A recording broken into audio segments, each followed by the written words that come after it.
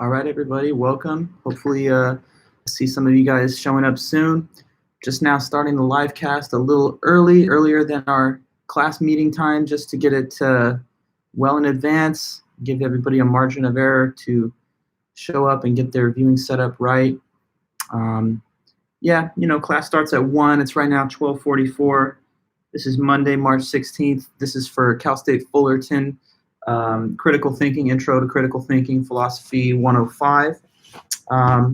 And this is going to be our setup pretty much, remaining in this same format for the rest of the semester. As you guys can tell, we're online now.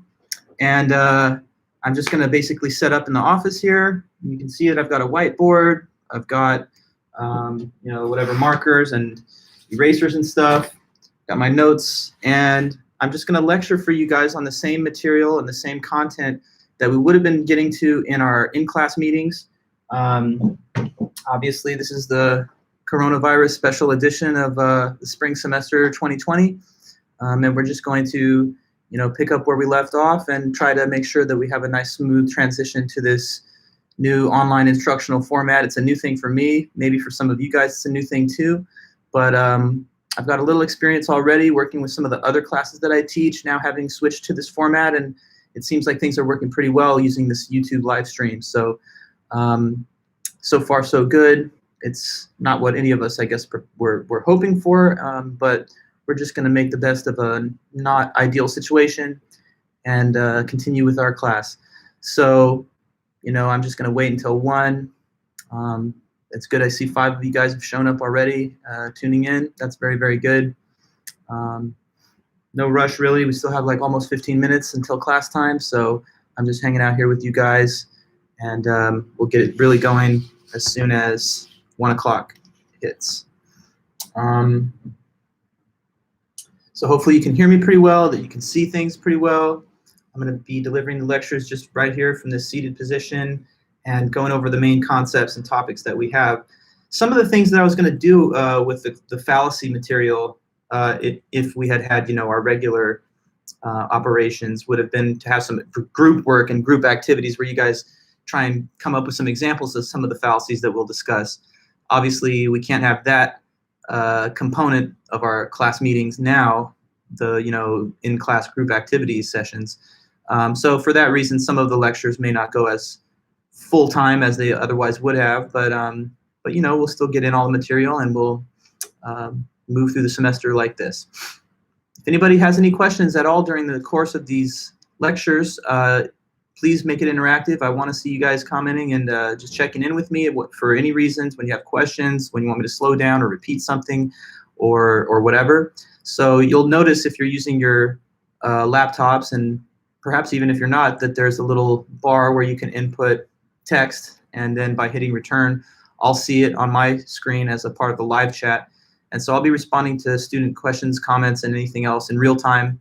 Also, these lectures are going to be archived to the same YouTube channel that you're looking at. So once the live stream is over, the material is going to remain, on the same YouTube channel for you to view later at any time if you want to review and go back and examine your notes again, getting ready for quizzes or tests or anything else. So just letting you guys know how you can check in with me during these class meetings, just by chatting, and also knowing that you can go back to the YouTube channel and take a second look at any time, any of the stuff that we're talking about, that we're recording here.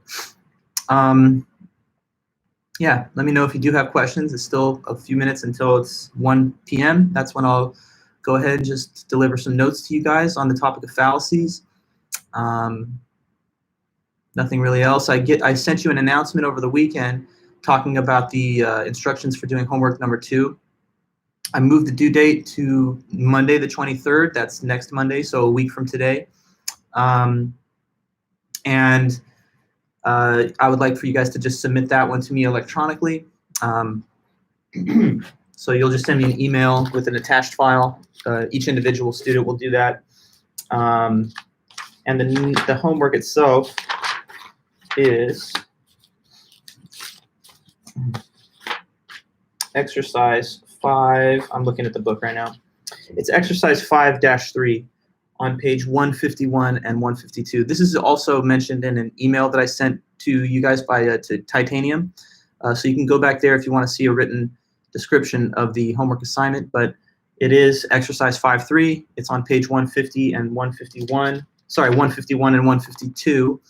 And it's the part 1 exercise, which is letters A through Z. So in each one of those written examples, there's either a fallacy or no fallacy. Most of them do contain a fallacy. There's just a couple that don't. But anyway, the topics that you'll use to give the answer are the fallacies of relevance that we're all going to study and learn about today. So like today's virtual lecture is actually important for the homework because we go over the topics that are involved in the homework. So we're going to talk about these fallacies of relevance that I'm pointing to here in the book. And those fallacies of relevance are the ones that are the eligible answers for this homework. So, personal attack, scare tactic, appeal to pity, popular appeal, appeal to ignorance, hasty generalization, straw man, and red herring. Those are the names of the fallacies that could be the answer to any given of the questions on this homework exercise. So you want to be comfortable with these fallacy concepts, able to determine what an example of one is, and to be able to supply an example of a fallacy like that if I asked you, for example, on a future quiz or test. So the next thing that's due from you guys is this second homework. Now I'm grading your midterms with all the chaos over the last week. I have not yet been able to finish, so that's why I did delay the submission of the second homework to the next Monday. It was originally scheduled for this Wednesday. Now it's going to be Monday the 23rd. But I will have your midterms finished this week. I expect to have them done before Wednesday pretty much, or around then. So once I'm ready with them, I'll let you guys know. And any student that wants their score can simply email me and I'll reply with your score. And if you'd like, I can also send you photocopy of the pages with whatever comments I wrote so that you can see what questions you might have gotten an introduction on or whatever, if that's the case. So just letting you know that I'm going to be working through your midterms. I am working through them and I'm almost done. And they'll be ready for you to get your scores this week via email by request. And then the next thing is our homework that's due Monday the 23rd, which I gave you guys details about in the email that I sent over the weekend, plus I just mentioned it here at the beginning of this live cast. So don't forget that. You'll get your grade for the midterm back before the due date for the second homework, so everything's in order. After today's lesson, you can start probably working on that homework because you'll know all the information that you need to successfully complete it. And then next Wednesday is the date of the second quiz, which we'll also have to do just with all these fallacies that we're learning about. And I'll find a mechanism by which I can deliver the quiz to you guys in this online format. You'll submit it back to me electronically. So details to come, but for now anyway, just a few updates on the class while we're waiting for 1 o'clock. And once again, I'm just starting the live cast a little early, not because we're in the middle of our official class time yet, but just because it's the first day of this new system. I kind of wanted to give you guys a margin of time and not to just start right on the dot at 1. So anyways, I'm here. And we'll just wait to see more people arrive to our chat, to our little live stream over the next 10 minutes. I've already done a couple of these this morning for some other classes that I do teach, and they've gone pretty well attended, pretty interactive, and it seems like it's not too bad so far, at least, with the classes that I'm dealing with. So hopefully that's the same with us, and you guys don't have too much trouble following along in this new format. Sorry for the disruption. Obviously, nothing I or you or anyone can really do about it. We're all kind of in the same situation dealing with this, pandemic virus. But I'm sure that we will definitely have a successful outcome with this class, and pretty soon, everything will return to normal operations. But we just got to hang in there for a couple weeks, I guess, or months. So yeah, once we get a little closer to 1, I'll ask some of you guys if you could to just sort of tap in by typing something in the little chat bar, like hello or hey, I'm here. Just kind of want to see that you guys are not having any difficulty sending in, text to the chat. And by the way, so if students ever have questions during the lecture, you'll certainly, type them out. And since I don't think students viewing the stream here can see all the questions that I can see by looking at the live chat, I'll just say verbally, hey, I have this question, I'm reading it off of the screen, the student is asking, and then that way everyone will know exactly what the questions are and what the back and forth has been between the students and the professor. So we're just waiting, about 5 minutes to go. Hope you guys had a good weekend. Fully supplied with whatever groceries and stuff that you need. I know that a lot of things have been out of stock. I've had decent luck myself, just getting whatever at the local Aldi store in Long Beach, but even there, sometimes it's starting to get a little short of supplies. So hopefully everyone out there is taking good care of themselves and just following the proper guidelines until this whole thing blows over. But yeah, let me know if you're having any questions, concerns, technical difficulties, anything at all. I'm here to make sure that this is smooth and seamless transition to the maximum extent possible.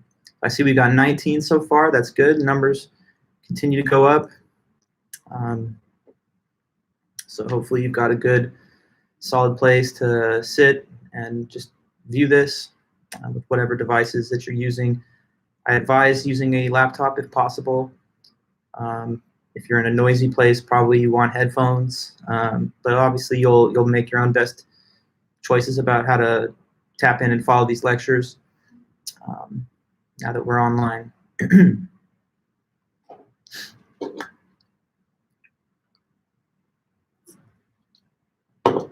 Okay.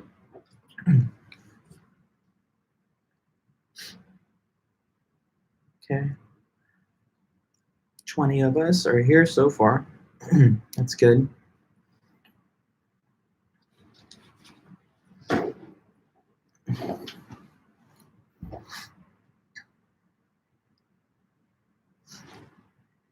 I'm just chilling until 1. We still have a few minutes, so I don't want to jump the gun. But once we get to a couple minutes, we'll just dive right in.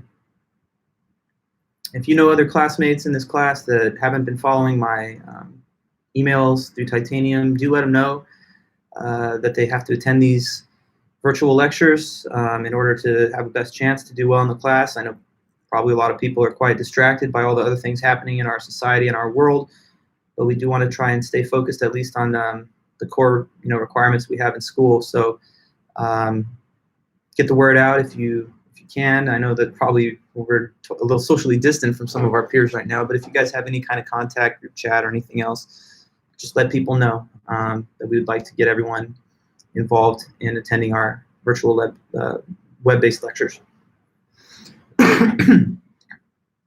Okay. We're up to 24, pretty good numbers. 25, okay, numbers keep going up. Welcome back, everybody. Good to see you guys. Hopefully you're having a nice, chill, relaxing morning and afternoon.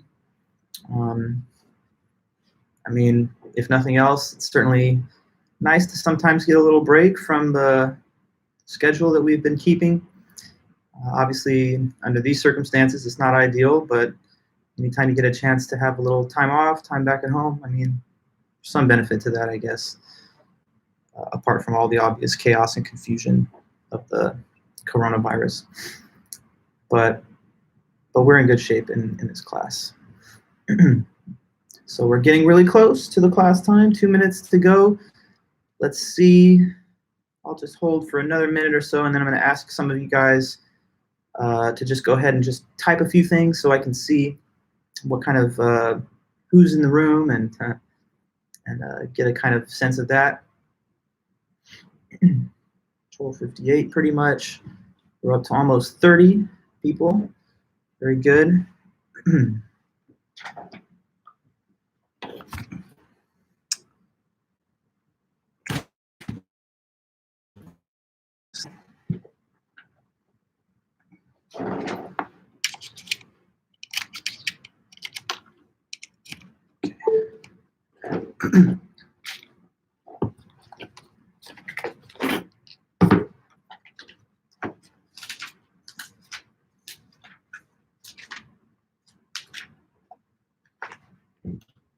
to 1.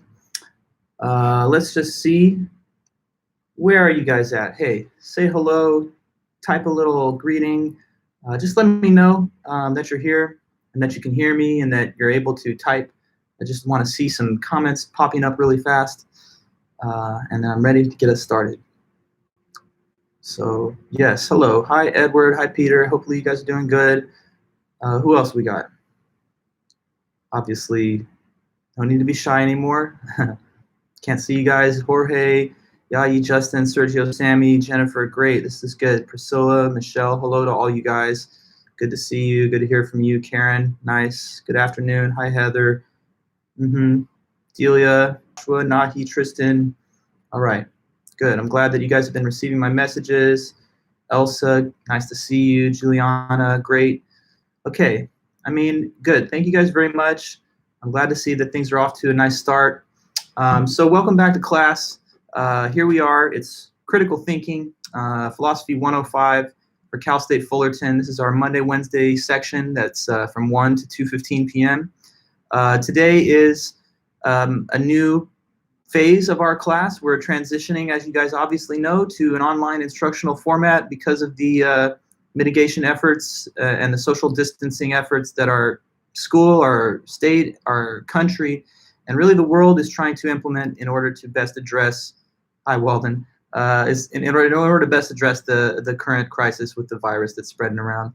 And just to keep everybody safe, we're going to be online until further notice. When normal operations resume, if they do, there's a possibility we'll return to our in-person, face-to-face meetings later in the semester after the end of April.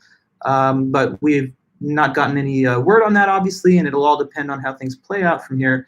So for the time being, yes, we're going to be online in this same channel that you're viewing. And looks like we're off to a good start, and it'll only improve from here. So anyways, thanks again to you guys for being here. Let me just go ahead and start getting into some of our basic topics of importance for today's meeting. So the schedule hasn't changed. We're right on schedule with the overall flow of the course. We've gotten to the point now after the midterm where we're talking about Chapter 5. And Chapter 5 is all about what are called fallacies, okay? Fallacies are logical errors or flaws that sometimes are found within arguments, which make the argument weak, which make it either invalid or in which case the premises don't provide the proper support to the conclusion. By knowing what different fallacies are, we're able to identify them in our own thought and speech, and also to be able to identify when others are presenting fallacious arguments so that we can call those out, reject them, and ask for a better argument. So we began with the topic of fallacies last week on Wednesday. Okay, nice to see you there. We began with this topic last Wednesday by starting off with the fallacies of ambiguity. Okay, and just a quick review on some of those notes. Going back, I'm keeping my notebook here, so sometimes you'll see me flipping back and forth to it. But yeah, the fallacies of ambiguity were just basically a grouping of fallacies, a category of fallacies, which were all placed in the same category because they involved ambiguous words, sloppy grammar, or a confusion between two similar concepts. All right, and so just a quick summary of them. The first one in the fallacies of ambiguity was the equivocation fallacy. Okay, equivocation is a fallacy which occurs when there's a key term in an argument that's used multiple times, but the meaning of the term changes or is different at the different places in the argument. So basically you have one word with multiple meanings, and the meaning, hi Jennifer, the meaning of the argument, word changes throughout the course of the argument. So I think I gave this one example. Suppose that we say Joe's at the bank, and second premise, a bank is a financial institution. It would appear to follow that since Joe's at the bank and a bank is a financial institution, that therefore Joe is at a financial institution.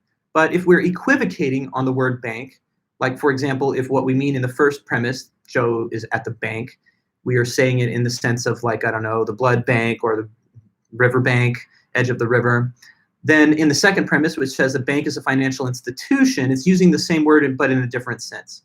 And if the two different senses have been utilized in the two premise statements, then the conclusion, of course, wouldn't follow that that he's therefore at a financial institution. So We avoid the equivocation fallacy by making sure to use a word or words in the same standard sense throughout an argument.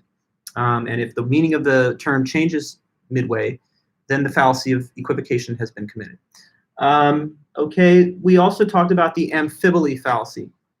All right, the amphiboly fallacy is the grammatical ambiguity fallacy. It relies on there being some grammatical ambiguity which leaves us unsure as to what conclusion to draw. So an easy way to think about examples of amphiboly would be like, you know, like you mention two male subjects or whatever, and then you just use the word his, and it becomes ambiguous to whom the male pronoun refers. So if I say that like Bill and Ted were working on his time machine, it's not clear who his refers to in that statement. Could it be Bill? Could it be Ted? It's ambiguous, right? So with grammar, we have to make sure that we know to what or to whom a given part of speech refers. Like another example that I've seen, it's kind of humorous, but it's something like this. The man took photos of the indigenous natives, but they were undeveloped. Okay. Now, what's ambiguous about that? Can anybody guess? I see the live chat. Just you heard what I said, right? Like he took photos of the natives, but they were undeveloped. What could be ambiguous about that? The natives are the photo, right? It's not exactly, Eduardo. We're not sure to what we are saying in reference to the claim they were undeveloped. Because, okay, on the one hand, it could be that these are like malnourished people, right? Or it could be that the photos, which require a process of photo development, have not been developed. The they term, it becomes grammatically ambiguous because there's plural subjects on either side, photographs or natives that are the subject of the photographs. So good. That would be an amphiboly, just an example, okay? Another fallacy that was discussed last class was the fallacy of accent, okay? So the fallacy of accent is a fallacy that happens when a person places a stress or an emphasis on a word or phrase, and then that causes the meaning of their argument or statement to change or to be misinterpreted. So like in the textbook, they gave this example of a parent that's critical of their child because they burned down some, you know, thing in the home. And they said, "What are you doing? I told you never play with matches." And the child's kind of irritating response is, "Oh, come on, I know that, but I wasn't playing with the matches. You know, I was setting things on fire, really serious like." Obviously, by placing emphasis or accent, of course, implying that they don't want you to do anything involving fire or matches whatsoever, not merely don't invent, you know, games or whatever with them. So the more narrow and literal interpretation is advanced by means of the accent, and that could be seen as an example of such a fallacy.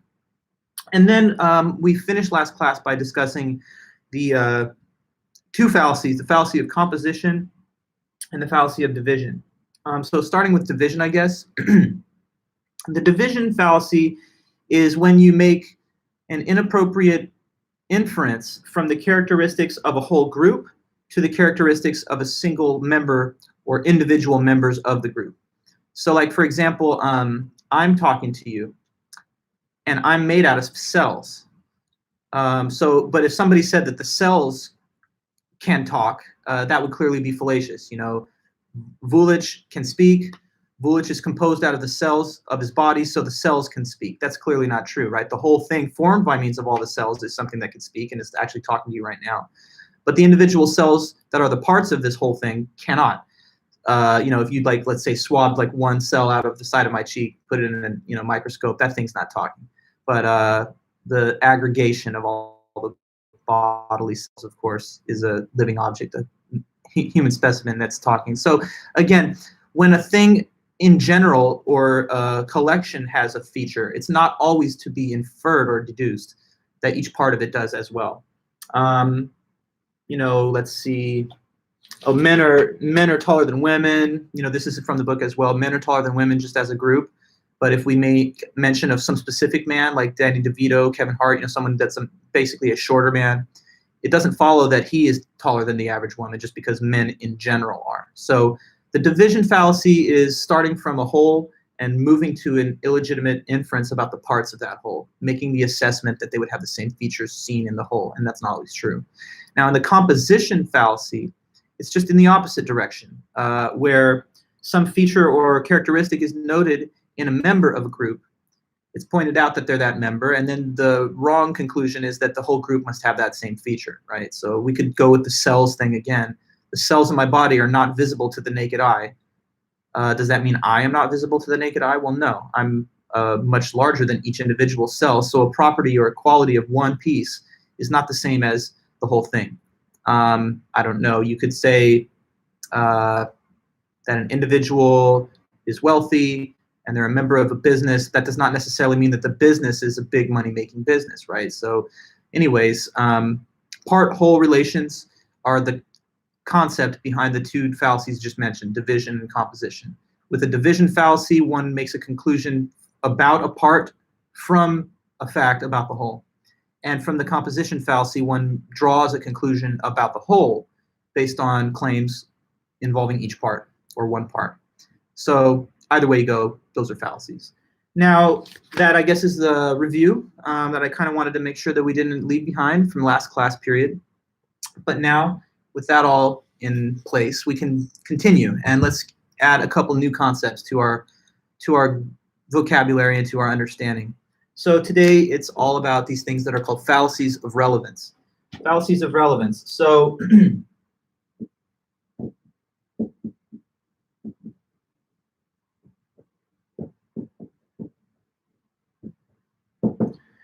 so the general concept of a fallacy of relevance is when one or more of the premises of the argument is irrelevant, that means not properly related to the conclusion. Okay, so when one or more of the premises of an argument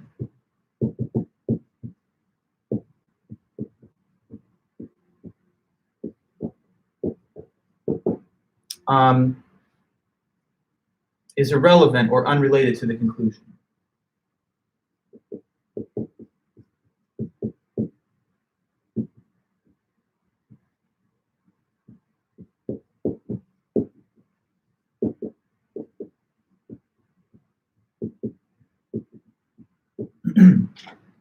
So that is another category of fallacies that we're now going to, try and understand. There are 5 fallacies of ambiguity, and there are 8 fallacies of relevance. And the concept that groups these fallacies in a category is this definition. So why are they called fallacies of relevance? Because they are arguments in which some or at least one or more of the premises of the argument does not bear the proper relevance or relatedness to the conclusion of that same argument. And that, of course, means that the conclusion is not well based on the premises if they're not properly related to the conclusion. And that also means that the argument is generally invalid. So we have 8 of these different fallacies of relevance that we have to learn. This is just a general topic of that type of fallacy, but there are 8 individual items that fall within the scope of it. So we're going to learn what they all are. I'm going to list off the names of them one time, just so that we kind of see the names of them all. And then I'm going to erase the list and start just with the first one, and we'll go through the definitions and the examples of each one by one. So anyway, that's what a fallacy of relevance is. And here are the names of the 8 that we're going to try and go over today. So the first one is the personal attack fallacy.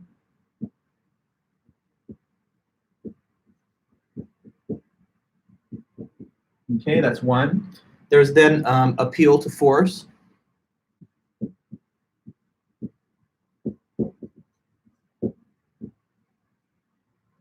Okay, then there's appeal to pity.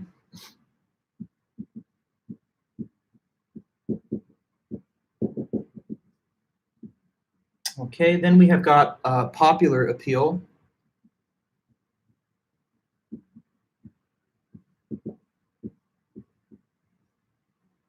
Okay, then it's appeal to ignorance.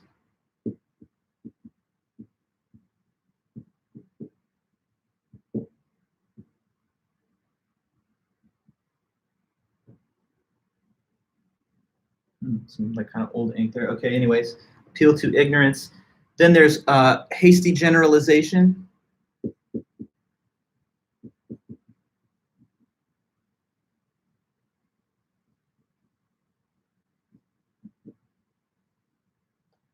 Okay, so that's 1, 2, 3, 4, 5. That's 6. We've got 2 more to mention.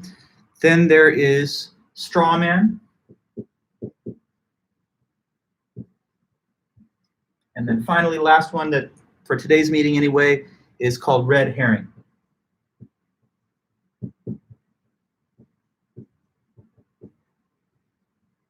Okay, so these are the 8 things that are the substance of today's meeting, pretty much. We need to learn what these 8 types of fallacies, or what these 8 individual fallacies are. They're all members of this category. We're starting with personal attack, and we'll just move through the list of 8 in that same order. So I just wanted at the first to provide the names of each one so you can add those to your notes, and then we're just going to go through them in the same order, starting with personal attack. So having written that down, I'm trying my best to carry over the methods that I would have utilized in a class meeting setting. So, I will utilize this whiteboard as needed to just state definitions and to draw your attention to the most important features of the things we're all discussing. So anyways, hopefully you've gotten that down, and if not, you can go back to view the live cast, which is going to be archived anyway. Fallacy of relevance, and these 8 types or 8 individual items fall in its scope. Okay, I'm going to erase, and we're going to get started with the personal attack then, okay?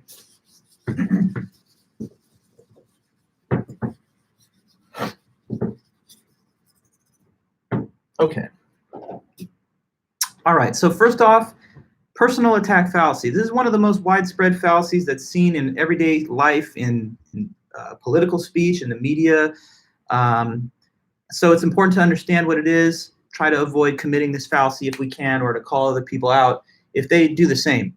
So personal attack fallacy. First of all, let me say this. There's remember when I taught you about modus ponens and modus tollens, and I said that they're sometimes also called by like these other alternative names, like modus ponens is sometimes, you may remember, affirming the antecedent, or modus tollens sometimes is also known as denying consequent, okay? So in the same kind of way, there are 2 possible names that are sometimes used for the personal attack fallacy.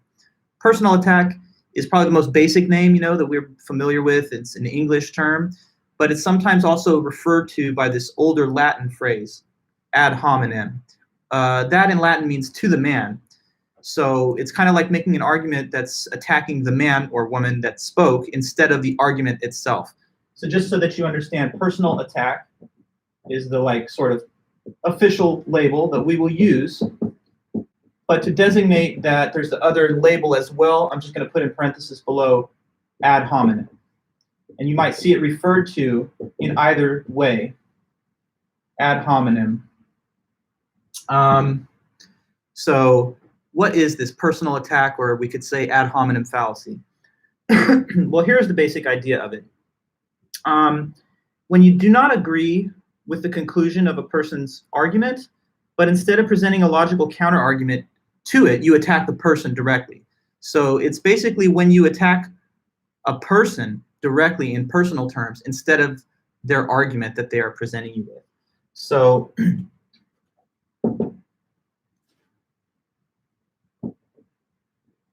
instead of giving a logical counter-argument,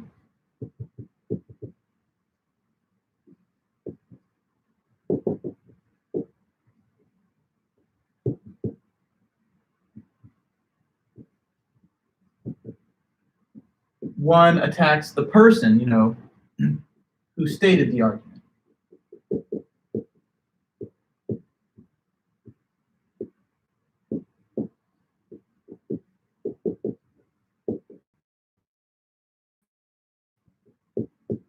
Again, when in reply to an argument that someone gave, a person doesn't really go against the argument or say why it's wrong or why it's invalid or whatever. Instead, they just directly attack the person who framed or who stated the argument in the first place. So, like, say, for example, that there's 2 people that are debating over some topic, right? Person A says to B, I really believe that we should increase taxation to better pay for certain social programs that are being underfunded, right? They might say we should prioritize education over military expenses to provide for a better future for our country, right? So say that someone just gave an argument like that. And in reply back, the opponent says this: well, how would you know anything? I mean, you're ugly, or like, look at you. You don't even know how to dress. Look at your clothes, man. Like, you certainly don't have a valid argument.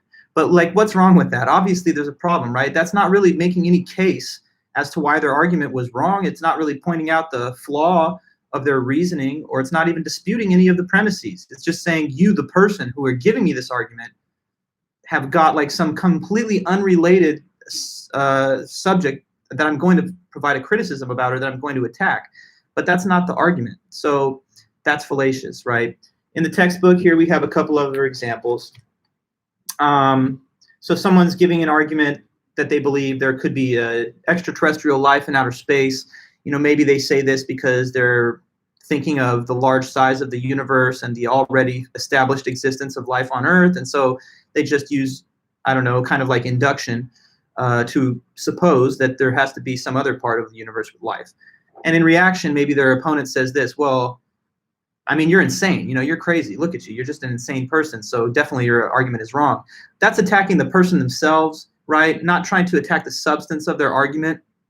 So when we get into the level of like name calling, insults, berating people, you know, getting on a personal level, not talking about their argument or position, but them personally themselves, that's the personal attack fallacy, sometimes called ad hominem fallacy.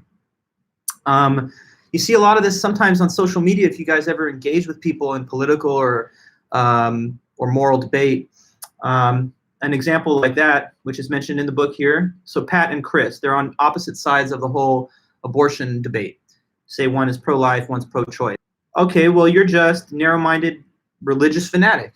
And Pat, you know, now he's been dragged into this kind of mudslinging, and he comes back and says, oh yeah, well, you're just a baby-killing Nazi. You know, so I mean, if you really look at this exchange between the two sides, they've gone and deviated far from just having detailed and rational analysis of their opponent's argument. It's devolved into mutual name-calling and personal attacks and insults. Does it really help a person to resort to these type of insults in the effort to win an argument? No, because by the time you're insulting other people and using these type of personal invectives and, you know, slanderous attacks, whatever, it kind of undermines your own standing in the argument. It makes it appear as though you don't actually have the ability to rationally defend your positions or views, and you just have to resort to, you know, random personal attacks and insults like that. Sometimes people take the bait, and when they are attacked on this, you know, in this way by means of this fallacy, they reply in kind. You know, so if you're going to start insulting me and getting in my face, maybe I'll start insulting you back. But in a way, you undermine the credibility of your argument when you do take the bait and get down into the gutter with another person, you know, mudslinging and using these types of insults. So look, if the person gives you an argument and you don't like their argument, there's no need to insult the person themselves. You know, you should be able, if their argument is so weak, to point out the flaws and the inadequacies in their evidence and show how perhaps it doesn't even lead to the conclusion that they're stating. But there's no place for personal attacks. That's why it's a fallacy. Other examples from the book, just to kind of give you clear material from the book. So Raoul gives an argument in favor of affirmative action in college admissions, right? So he might argue that, you know, to address longstanding patterns of inequality in admissions and hiring and the effect of bias, implicit or otherwise, on such decisions, we need a mechanism to counteract that and to ensure diversity in schools and within employment. So, you know, that's the argument for affirmative action. And here is the opponent coming back against him saying, okay, well, Raoul, I mean, of course, he thinks that affirmative action is a good idea because he's Latino and he'll benefit from these programs. Well, that's really not to be mentioned, though, in terms of replying against his argument. I mean, the identity of the person, their heritage, their national origin or ethnicity or whatever is really not the point of attacking the claims that they're making. If you don't like the policy of affirmative action, it doesn't matter who it is that stated the argument in favor of it. You attack the policy, not the person who advocates for the policy. So, you know, that is sometimes called the circumstantial version of ad hominem. There's two kind of ways to think about it. I don't want to emphasize this too much because I don't want to, you know, introduce too many different concepts, but some people distinguish between the abusive and the circumstantial variety of the personal attack / ad hominem fallacy. Abusive is when you just straight up give an insult. Circumstantial is when you refer to circumstances of the person as to why their argument cannot be believed. Like, oh, this is a woman saying this, so clearly, her opinion's invalid, or this is a man, or this is a person of a certain type of racial background or whatever. By mentioning the person's circumstances, you're making the argument about them, not about the topic which is being brought up in the argument. So anyways, let's try our best in life to not commit such fallacies, even though we see it happen. We see it being done by people in positions of power and authority, but it's irrational, it's not logical, and it undermines the effectiveness of the person who does it in terms of convincing other people that they're reasonable and that they should be believed. Here's another case, just to go with one last example from the book. Father and son having a discussion about smoking. Father sees the son smoke. He says, "Come on, son, you should never smoke.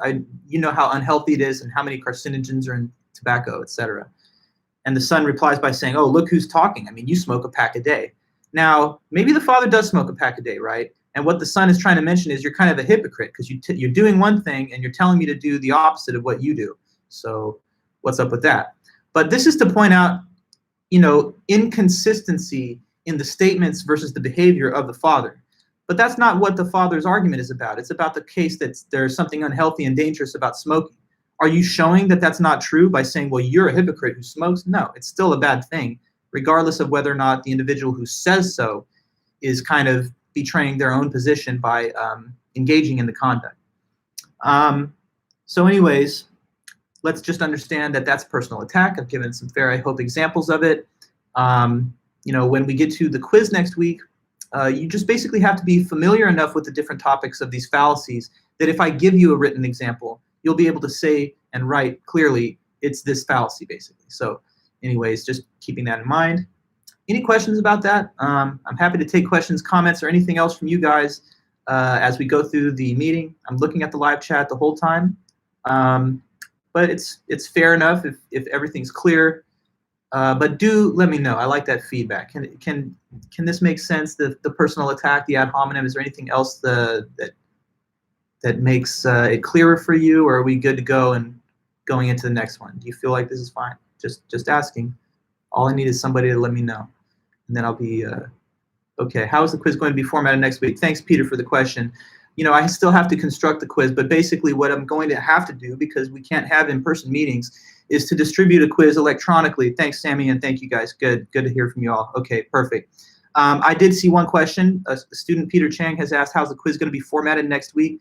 Basically, I'm going to have to distribute by Titanium the quiz form electronically. You'll receive it, and then there will be a window of time that I'll give you to send me back the completed form electronically as an attached file. And then when I receive that, that'll be your submission for the quiz. Obviously, you'll be doing it in a way that I'm not going to be able to be in the classroom monitoring, proctoring, and all of that. But I'll try to design a good quiz that will still provide some challenge, and I'll get your score, and we'll just do it that way. Yeah, so it's going to be electronically distributed to you. You're going to submit back to me an attached document file in order to turn it in. But that'll be next Wednesday. And we'll all be on the same page. Thanks, Peter, for your question. To Sion, how does personal attack differentiate from questioning someone's credibility? Well, it's fair to question someone's credibility if that's the subject matter of the discussion between the people. But if the subject matter is completely unrelated to the individual's identity or track record of past statements, then you're supposed to keep that to one side while you consider their argument in and of itself. Certainly, there's always room to dispute whether someone's credible or whether the person who provides an argument knows what they're talking about or whatever. But we have to keep things, do things one at a time. We consider an argument independently of considerations about the individual who states the argument. Hi, Michelle. So anyway, it is different from questioning someone's credibility. Personal attack is when you deviate from the topic of conversation to make a point or make a statement about a person who gave the argument, which is unrelated to the basis of the argument itself. Sometimes there may be cases of personal attack that sound like a questioning of one's credibility, but to question someone's credibility in an ordinary context is not necessarily wrong or irrational. But it does become a fallacy when it's a substitute for replying to the person's argument itself. So if I just tell you brushing your teeth every day is a good thing, and you come back and you say, well, come on, you don't even brush your own teeth, you're calling me out for being a hypocrite. But you're not actually making an argument that brushing your teeth is bad. So in order to reject my argument, you have to give me reasons or evidence that my conclusion is not well based on the premises. But you're not supposed to just refer to me, the person. It doesn't even matter who it is. Is it your friend? Is it your foe? Someone that looks like you? Doesn't matter. It's the information and the argument itself that should be criticized rather than the person. If the person keeps making bad arguments, then after a while, you'll gain a sense of that. And at that point, you probably start to question their credibility on a more broad basis. Okay, great. So good start. We're going to move on to the next one. So that's the personal attack fallacy. You see a definition right there. So the next up is appeal to force. All right, so what is appeal to force fallacy? That's when we use or threaten to use force to get a person to back down or to accept your own position. Okay, so appeal to force.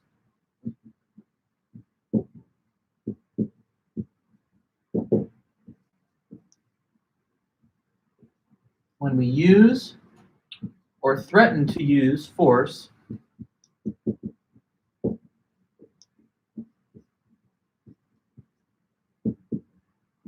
to get someone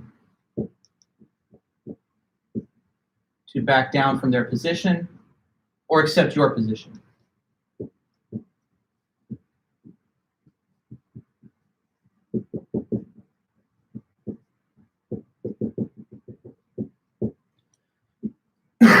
So that's the appeal to force fallacy. It's sometimes called scare tactics, okay? I mean, that's another possible alternative label, scare tactics.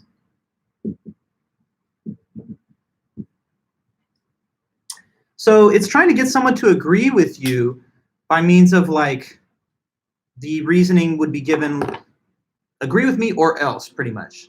You better stop disagreeing with me or else fill in the blank. I'll hurt you, I'll threaten you, I'll make good on some either overt or implied threat. So let's see some examples here in the book. The threat itself, we use the word force, but it's to be thought of pretty broadly. It could be physical force, it could be psychological, legal, it could be the withdrawal of affection or favors. So suppose that you're having one of those, like, lovely debates over something with your parents that you guys don't agree on. Maybe you guys ended up having a dispute over the soundness of a certain social policy or idea. And here's how it goes down. You're telling your parents, here are my reasons. Here are my reasons for thinking this. Don't you want to hear what I think and why? And then they come back and say, look, I don't care. You need to stop disagreeing with me right now because who pays your tuition, okay?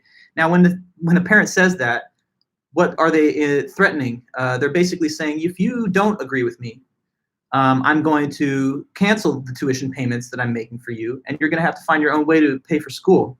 So they didn't give you a reason why your argument was wrong. They didn't say, look, here are all the different reasons why that is not a valid argument. They instead just basically implicitly threatened you. So clearly, you can see that is an appeal to force. It's not trying to win the argument by means of giving reasons. It's instead just saying, change your opinion to my opinion or else, in this case, I'll not pay your tuition. We can also imagine all kinds of, like, really straightforward examples of this. Someone gives you a claim you don't like, and you say, you know what, you better stop saying that to me, or I'm going to hurt you. I'm going to punch you in the face, right? Now, that would be like an explicit example of this, but it doesn't have to be so straightforward. So any case, like, say you're working with an employer, right, and you hold political opinions that the employer doesn't like, and they say to you, you know what, I don't want anyone that works for me to think those things or to vote that way or whatever. They're not necessarily making the argument to you based on rational considerations as to why, that's a bad position or you shouldn't believe that. They're basically just threatening the, termination of your employment if you don't follow along with their beliefs.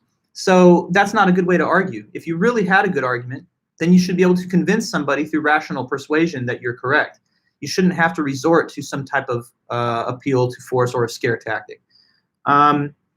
So let's see if I'm thinking if there's anything else that I haven't mentioned in this. Notice this. Let me make a point about this. Some scary sounding warnings are not actually examples of this fallacy. It depends on whether or not that warning is rationally connected to the behavior of a person that you're trying to mention. So like, for example, here is in the book, if I tell somebody, don't go driving drunk now, if you do, you could easily get into a terrible accident and hurt yourself or hurt other people. Now, is that a scare tactic? No, because the possibility of harm is a directly relevant consideration for the person driving drunk. But if I say to you, stop saying that you believe in aliens or I'm going to slap you silly, you know, me making good on that threat is not at all connected to the behavior of the person just in terms of them stating an argument. So all I'm mentioning here is that some forewarnings are legitimate and rational based on the circumstances at hand. If I tell a person drunk driving is dangerous and you shouldn't do it, I'm not making a fallacious scare tactic argument. But if I level a threat at someone and make that seem to be a condition, the making good of the threat on them continuing to hold their position, that would be the better way of thinking of such examples of this fallacy. And I'm mentioning that to you because keep in mind, your homework that you will give to me by email next Monday, which is due on the 23rd, it's a set of examples where some fallacies are written and some don't have a fallacy. So keep that in mind. You know, some of the ones that don't have a fallacy could perhaps be trying to trick you into thinking that they're scare tactics, but in fact they're fair-minded, rational assessments of risk. Okay, so that would be appeal to force fallacy.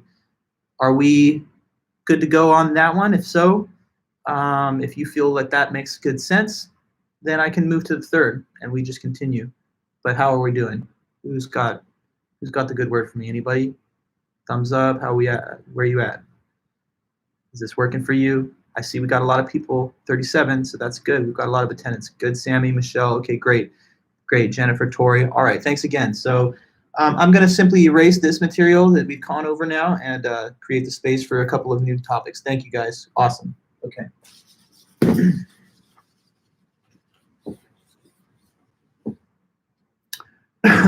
Awesome, cool.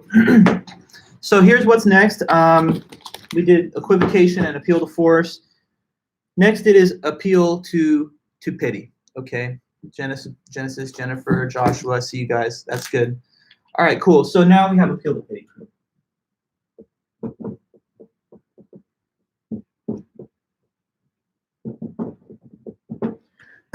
So appeal to pity is one of the, I think, easiest ones to understand.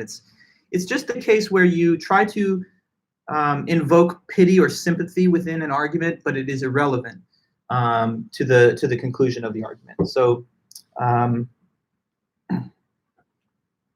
okay, pity is invoked in an argument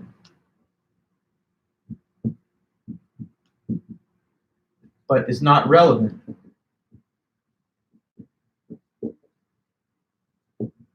to the circumstances, okay? So it says pity is invoked in an argument, but pity is not relevant to the circumstances. Okay, so for example, suppose someone was pulled over, like they were, driving, whatever, and the cop pulls them over because they're driving way too fast. They're speeding, right? So they're getting ready to give them a speeding ticket, and the reaction that comes from the person is, "Oh, officer, please, can you just take it easy on me? Let me off with a warning today." The thing is, I watched this really sad documentary earlier, and I'm still so that I'm not in my proper emotional state, and that's probably why I drove a little fast without thinking. So, I mean, come on, cut me a break. Don't you feel sorry for me? I'm really sad today. This would be irrelevant, right, to the question of whether or not they were in violation of the rules of the road by speeding. So their appeal to pity, the resort to pity, feel sorry for me, here's kind of like a story that I'd like to induce pity within you for me. That can sometimes just be a fallacy if pity's not relevant or related to the disputed conclusion or interaction.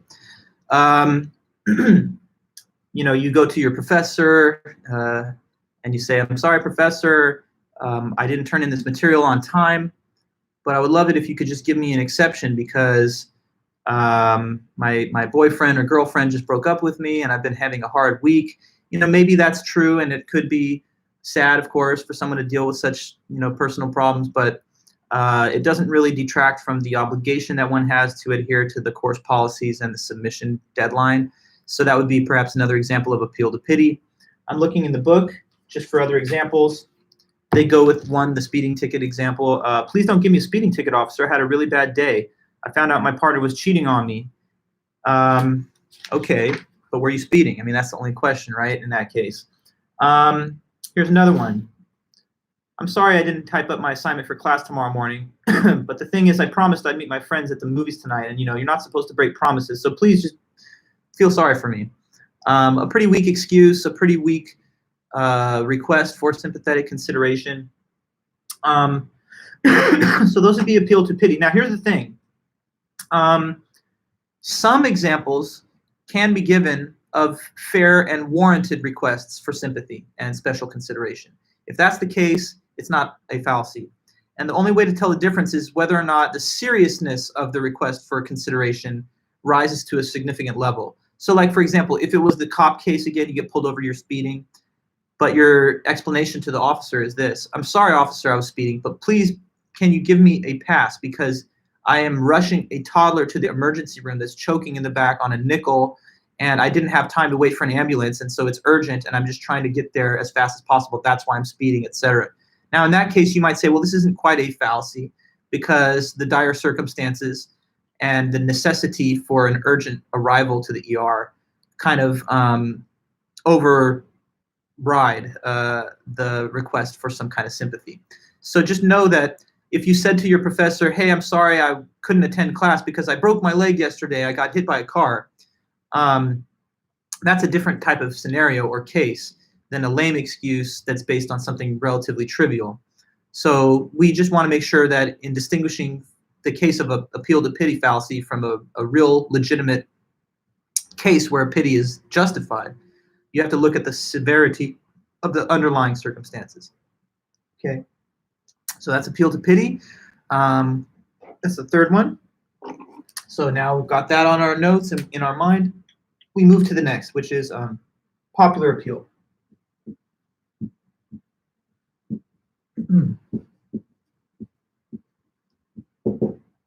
Okay, popular appeal fallacy. So this is a fallacy that occurs basically when you say that something is popular and therefore it must be good or whatever. Let me get the precise definition here. So it's when you appeal to popular opinion to support your conclusion or your argument. Okay.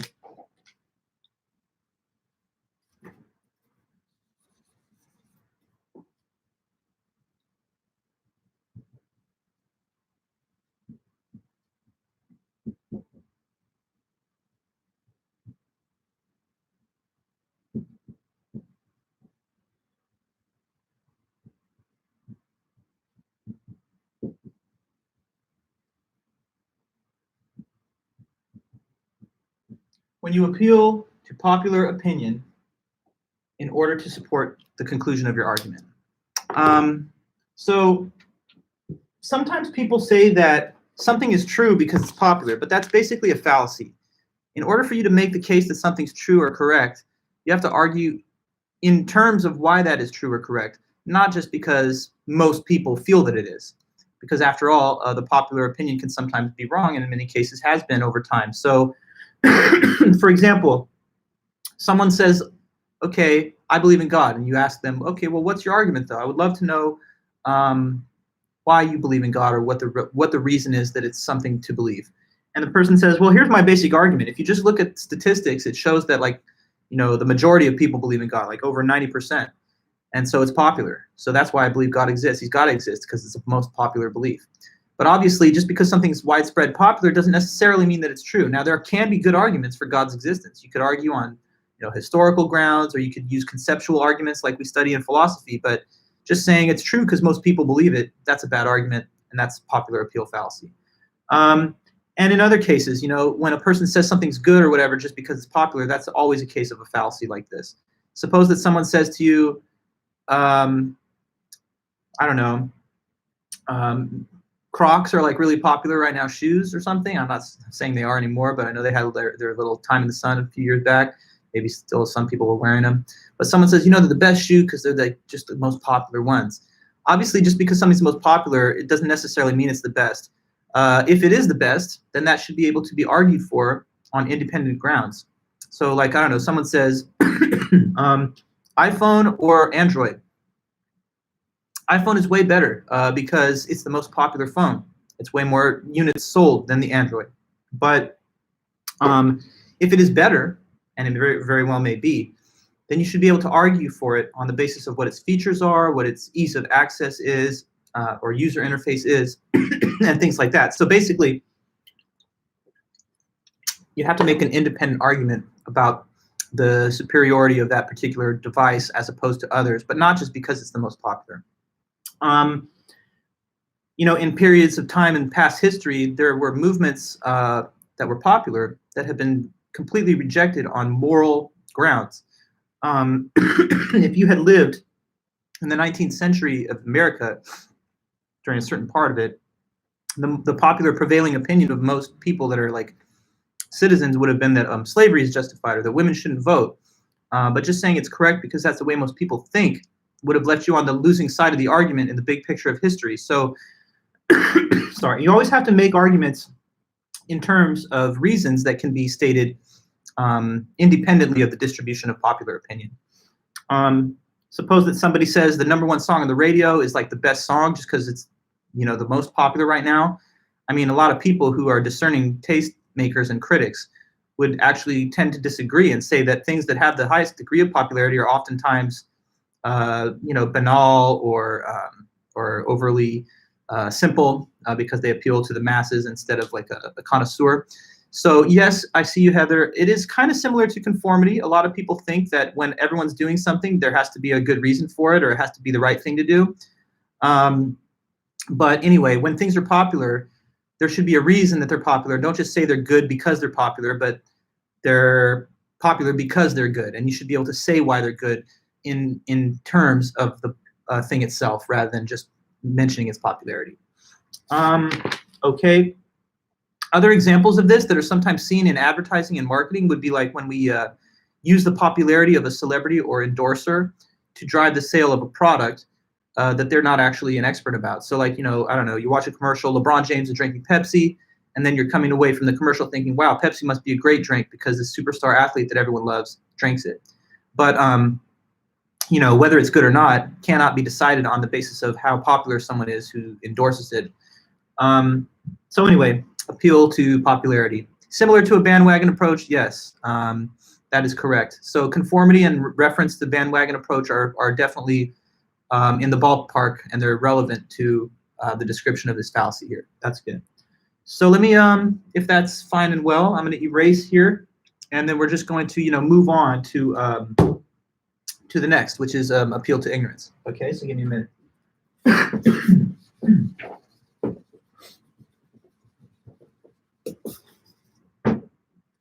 Okay, so now we're on to appeal to ignorance.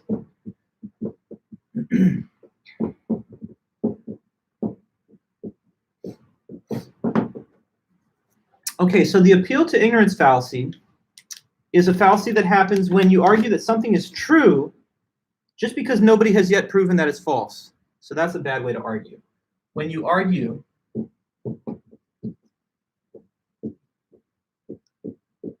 that something is true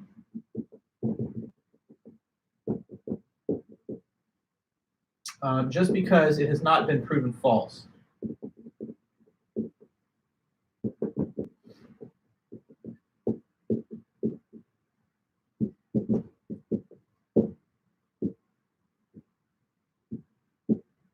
Appeal to ignorance.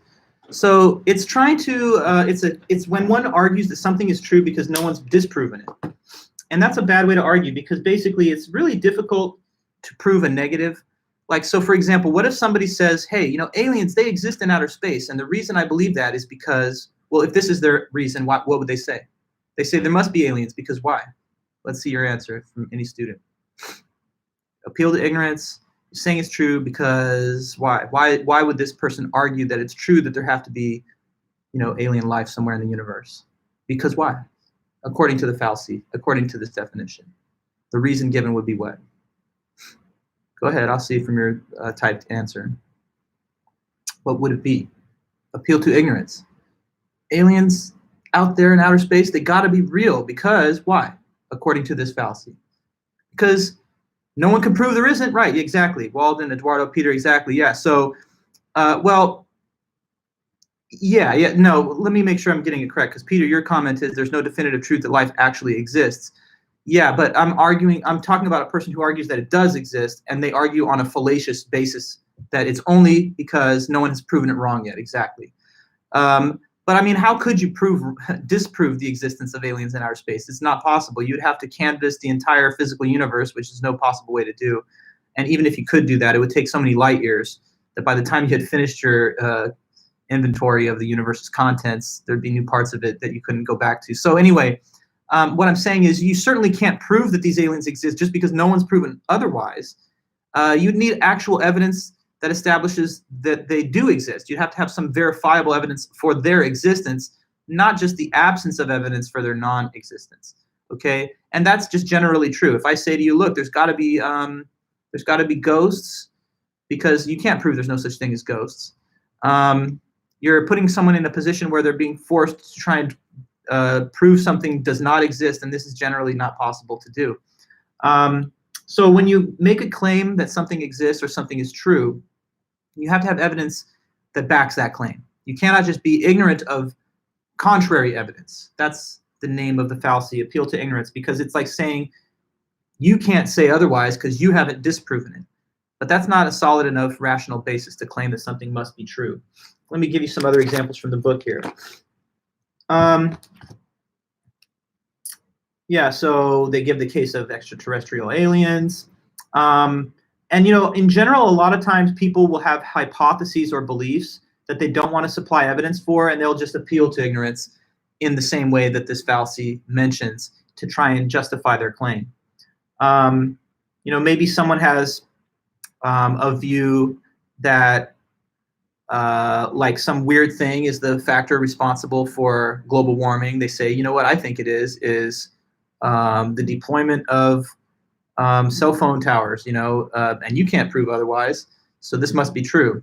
But that's not a very good hypothesis if all your evidence is that someone has not proved otherwise. Of course, if the hypothesis hasn't been tested, then there's not going to be counter evidence for it yet. Now, one important thing to mention, though, okay, we all understand that in law, you're considered innocent until proven guilty. And so you might say, oh, is that a case of a fallacy then? Because it's like saying, hey, I'm innocent unless you can prove that I'm guilty. Well, there are special reasons why we have a kind of exception to this rule in that legal context, because we want there to be a very high bar that the state has to reach in order to duly convict a person and deprive them of their freedom and liberty, you know, to incarcerate people, to condemn them to prison or whatever, is something that we think should be reserved for only the most clearly proven offenses. And that's why in the law, at least, we provide for innocent until proven guilty as the legal standard of judgment. But in everyday life, you shouldn't think something is true until proven false. This is special to law. You shouldn't, for example, think that there's aliens until someone proves otherwise. But when the question is guilt or innocence, and whether a person shall be placed in prison, we must insist on a higher standard of evidence to prove guilt. That's why there's a default assumption of innocence. We kind of want the state to do as much as possible to prove guilt, and we want to impose a high bar so that they cannot casually or frivolously attach charges to people and throw them in prison without due process. So I'm just mentioning that, you know, you might have thought that innocent until proven guilty is exactly a case of appeal to ignorance fallacy. That's a special exception to the general practice that we shouldn't commit this fallacy, because in law, even though we want to grant the person the presumption of innocence, it's not the same thing as in everyday life when you're trying to just form rational beliefs based on the best evidence. So innocence could be assumed, but the truth of a claim, absent positive evidence in favor of it, should not be assumed. Okay, so that is appeal to ignorance. We just got a couple more to finish up this meeting. So next up, hasty generalization.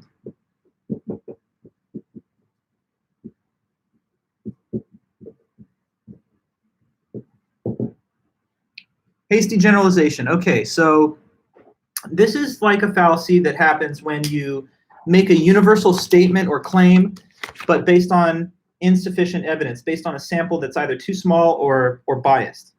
So let me put that here. When we make a universal claim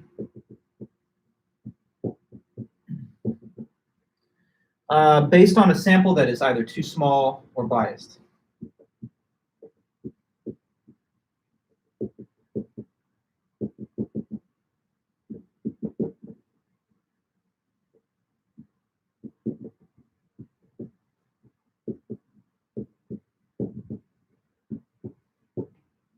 Okay, so first of all, the word generalization.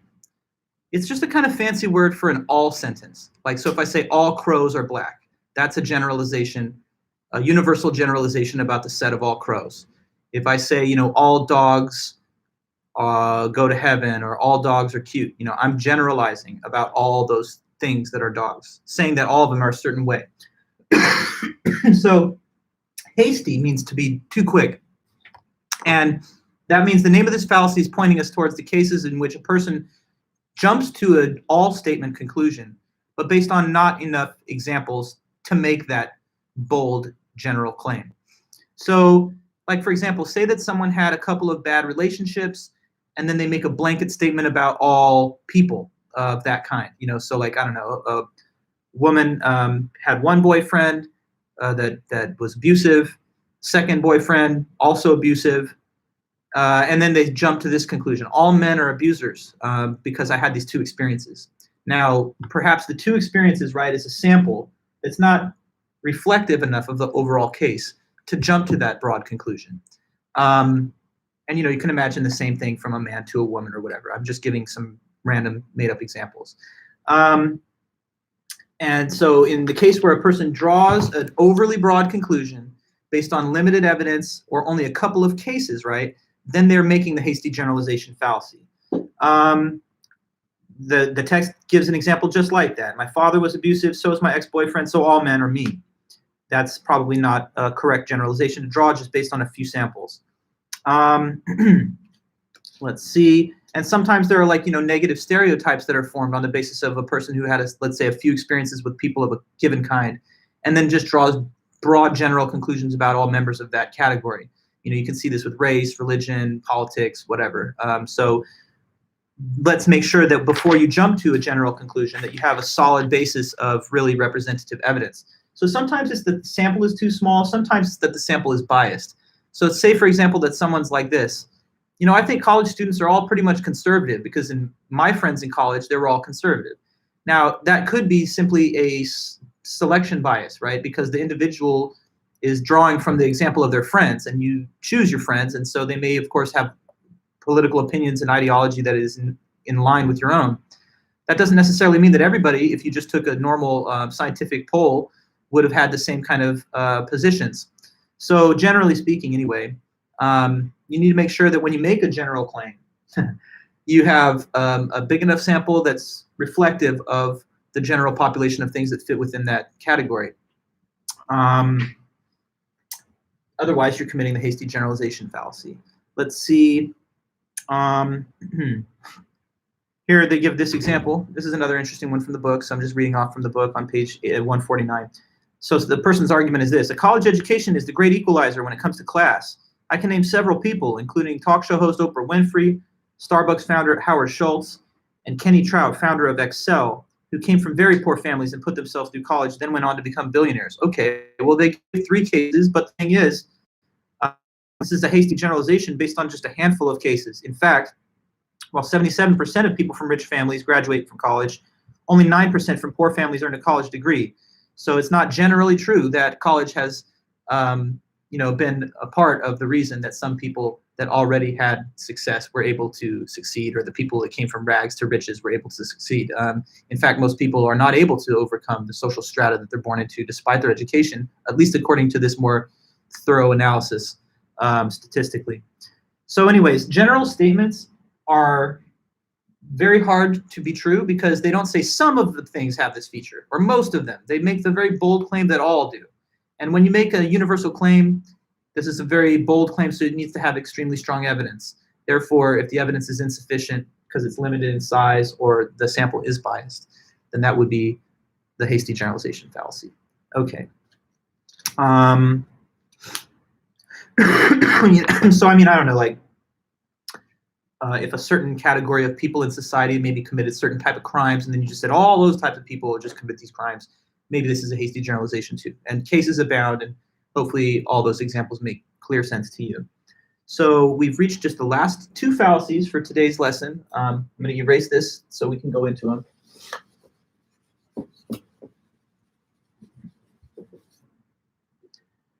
So next up, it's what's called straw man.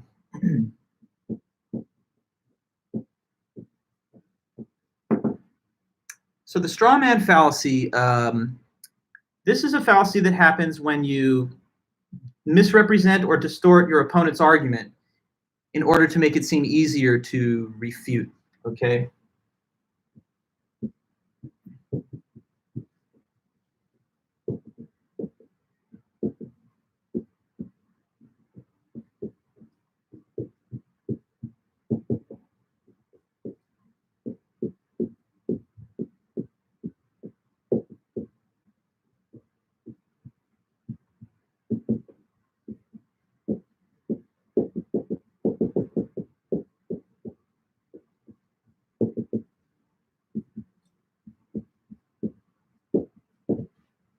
You see definition there.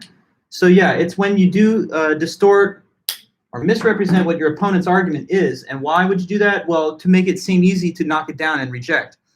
So sometimes the problem with persons that are making arguments is that they take their opponent's position and they completely misrepresent what they said so that it sounds more radical or oversimplified and easy to just reject. But what you're supposed to do is take the opponent's argument as it is intended and not to misrepresent it. So suppose that somebody said, you know what, I think that we have to have a little bit more funding for domestic programs, and we should shift away some of the funding from the military to like school and you know, like Social Security, Medicare, and other programs like those. I think those are important, and we spend so much on the military, we could have a better balance of priorities if we shifted some of it to these other things. Now that sounds like a fair argument, right? But imagine that their opponent comes back and says this, and they mischaracterize what they said. So they say it like this. Okay, well, I mean, here's your argument. Here's what you're saying, basically, that we should just eliminate the military. How is that a good idea? If we eliminate the military, we're just going to get invaded, and then none of us are even going to have any safety and security. So clearly your argument's bad.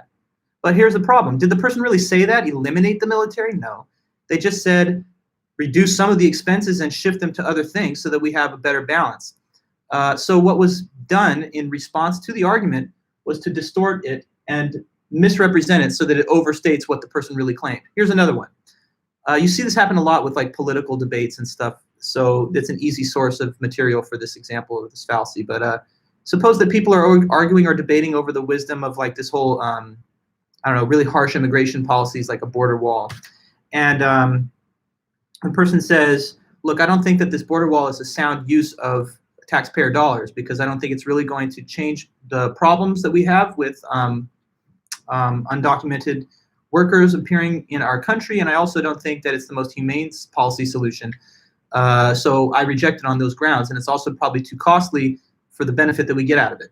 Now, the response maybe by the strawman opponent would be this. So you're saying have no borders, just let people come in and do whatever they want and have absolutely zero border controls? That's insane. So that can't be good. But that's not what the person really argued, right? So arguing that you don't think a wall is the best policy doesn't necessarily imply that you think there should be no systems or controls whatsoever to determine who's coming in and out. So when you take an opponent's position and you completely overhype it or you misrepresent their own view, that's straw man. I can imagine another case. Someone says, maybe marijuana should be legalized because, you know, there's so many minor offenses involved with it. It doesn't seem to have the same capacity for health harm. You know, so I would say let's just try and review the laws on that particular drug. And the straw man response someone could give is, well, so what you're saying is what? Legalize every drug, heroin and stuff, give them out to little kids? I mean, then no one's going to go to work. We're going to have a dysfunctional society. So your argument's crazy. But if the person just argued on this limited basis that some drugs should be legalized, that's not necessarily to mean that they intended to say all. Okay, so those are all cases of straw man. Maybe somebody says, I think abortion should be legal because women should have a right to choose something as important as whether they're going to take in a child and take care of it for the rest of their life. And their opponent says, so what you're saying is what? We should just kill children randomly, like after they're born? I mean, that's insane. So look, I'm giving you various examples of straw man because we take one person's argument and we confuse and misrepresent it by overstating the claim in the straw man response. That's why it's a fallacy. Now, why is it called straw man? Let me tell you about the name itself. It's supposed to bring to your mind the images of like a scarecrow that is, not a real man, but it's made of straw. And the scarecrow, wards off crows and stuff that think that there's an actual person there, but it's really just a straw man. Now, that's a metaphor, right? Because when you reply to a person's argument and you distort what they said and you misrepresent what they said, it's kind of like you don't want to take on the real person's argument, but you're going to try and attack this fake version of what they said. So like the straw man version of their argument is this like zombie version of what they actually said that is way worse, but it's not what they really said. So you're supposed to reply to the real person's real argument and not the made up, overhyped, over-exaggerated, outrageous sounding straw man version of it. Okay, so I'm just telling you guys what straw man is. And then we're going to finish with one more. And the last one is called red herring.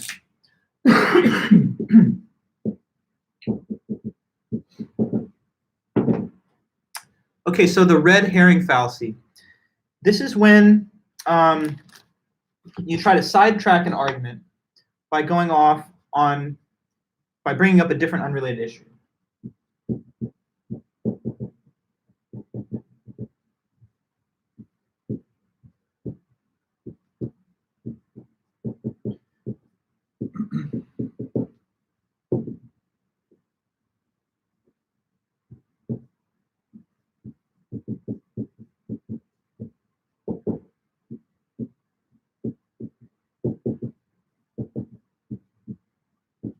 Okay, red herring.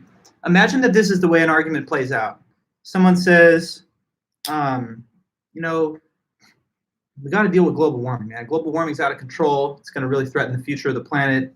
We got to try and somehow get a handle on that. And the critic of their argument says, that's not true at all because, have you looked at terrorism? That's the real problem. That's the real issue. So don't tell me global warming is a problem. But hold on. That's changing the topic. That's changing the topic from one scary thing to worry about to something else that's not related to it. And that does not invalidate the first person's claim. To say that global warming is dangerous and scary and we should deal with it, that's not contradicted by someone saying, oh yeah, but look, here's something else that we could also worry about. So trying to change the topic onto something else as a way of disputing the person's claim, that's red herring. That's changing topics. That's the nature of this fallacy. Person number one says, I think you should work out more. I think you should try and get your health under control because it's important, especially in the world that we're living in, to have good baseline health. And the person comes back and says, nah, that's not really a concern of mine because honestly, have you looked at, let's say, the energy problems that we're dealing with as a society? But now we're talking about a social problem instead of individual habits. So that's changing the topic yet again. Let me give you some examples here from the book. All right, so someone says to you, why you drink and drive, man? That's really bad. You should not drink and drive. It's dangerous. It's unsafe. You could hurt people, hurt yourself. And they reply by saying, come on, it's no big deal because look, don't you see people are on their phones all the time and they're texting and driving, so what's wrong with drinking and driving? This is not a good response because it's a red herring. The original topic of discussion is about whether drinking and driving is good or not. And you're not making any kind of effective critique of that point that it's bad by saying, well, here's something else that people could do while they're driving that is also dangerous. It doesn't disqualify the original point. That's dangerous too. So sometimes people try to duck out argument by changing the topic to something that they think they can make a better point about, but they commit a fallacy when they do that. Like imagine that you stole something from somebody and they called you out because they found out you did it. They're like, what are you doing? You're a thief. How could you take this thing from me? It doesn't belong to you. Wouldn't it be a bad reply to say, well, come on, I know I stole it from you, but think about it. Some people out there, they just murder people, and isn't that worse? So don't tell me I did something wrong. I just stole. But the point is, it's still wrong to have stolen, even though there are other things in the world imaginably that a person could do that would cause just as much or even more harm. So you got to stay on the topic of the discussion when an argument is brought up. You're not supposed to try and shift the topic in an effort to move to more favorable ground or to change the subject. Now, last thing is this. Why is it called red herring? Well, that's also to give a visual metaphor of the point of the fallacy. You see, when there are people who hunt, and they have these hunting dogs that accompany them out there to the field to help them capture their prey, certain bloodhounds, you can train them to like fetch and retrieve like a fallen animal that you've shot from like a distance. Like, so you shoot at a pheasant, it goes, tracks it, and brings it back to you. Now, one method of training these dogs is to place these little smelly fish. So a red herring is actually a fish. It's a very smelly fish that produces a strong odor. And when you're training these bloodhounds and foxhounds to track down prey, sometimes what you'll do is you'll place these little red herrings at tangent lines off to the side from the direct course ahead where the prey has fallen and where it's supposed to retrieve it. And what these herrings would do is they would distract the dog from its original target if it's not well trained enough, right? So they'll catch the scent of the herring, and then they'll deviate from their pursuit of the fallen prey and go over towards the herring. Now, if they're very well trained and skilled, then the herring does not throw them off. Okay, so this now becomes kind of like a metaphor, right? When you change the topic from the original point of a discussion, it's like you're throwing out a red herring to try and get someone to lose the scent of the original topic. Not literally, of course, but by means of this metaphor, we understand that the herring can distract the hound, just like an unrelated tangential point in an argument can distract from the focus on the person's argumentative position. So we should be like the good, well-trained hounds that don't deviate from the topic. And when people try to distract us, we say, it's a red herring, my friend. We got to get back to what we were originally talking about because I'm not going to let it go. We got to get onto a meeting of the minds on that subject. Okay? So this is what I wanted to talk to you guys about today, all the information we've covered. This is the same material that I would have gone over in the lecture physically, but now it's online. How did it go? Do you guys feel like you're doing okay? I wonder, I mean, we're pretty much to the end, but I would love feedback from you guys. I don't know how your other classes are going. Does this compare well or not to the methods that they use? Do you like the YouTube setup? Hopefully all that is good. I'm happy to receive commentary, criticism, or anything else from you guys, but just generally, how do you feel? Has this been okay for you today and everything's good? Let me know, and then I'll sign out. Let me just get a couple of parting shots from you guys. Who's there? Still got some folks in the room or in the whatever chat room, whatever you want to call it. Did this work for you? Is it good? Okay, great. Good to hear from Peter. Good to hear from Walden. I appreciate you guys for sticking it out through the tough semester that we're all having, but we're in it together and we're dealing with it.